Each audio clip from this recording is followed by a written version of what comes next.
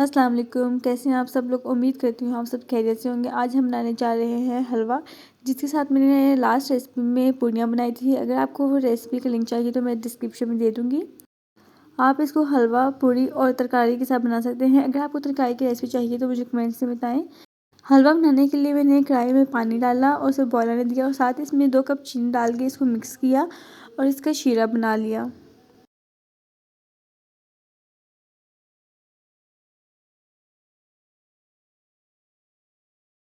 यहाँ शीरा तैयार हो चुके हैं। अब हलवा बनाने के लिए मैंने कढ़ाई में 1 कप ऑयल डाला और उसको अच्छी तरह से गर्म कर लिया।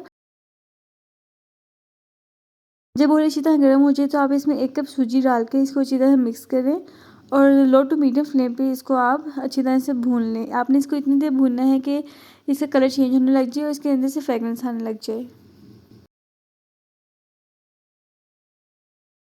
जब सूजी अच्छी तरह भुनी जाए तो आप इसमें 6 से 8 अदद इलायचियाँ डाल लें और उसको अच्छी तरह से मिक्स करें।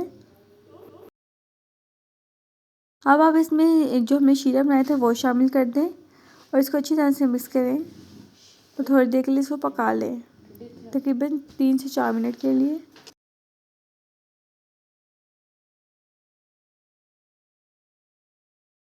अब आप इसमें फूड कलर डाल दें, लाइक 2 से 3 ड्रॉप्स डाल दें। आप अपनी मर्ज़ी से डाल सकते हैं। अगर आपको फूड कलर नहीं पसंद तो आप इसको स्किप भी कर सकते हैं।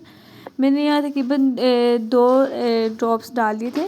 और आखिर में आप इसमें ड्राई फ्रूट्स डाल दें, बादाम, मेवा और नारियल डाल के आप इसको गार्निश कर लें और इसको सर्व करें।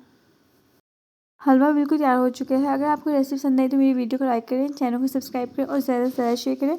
अगर आपको रमज़ान से रिलेटेड कोई भी रेसिपी चाहिए तो मुझे कमेंट्स में बताएं। मैं इंशाल्लाह ज़रूर ट्राई करूँगी वो रेसिपी।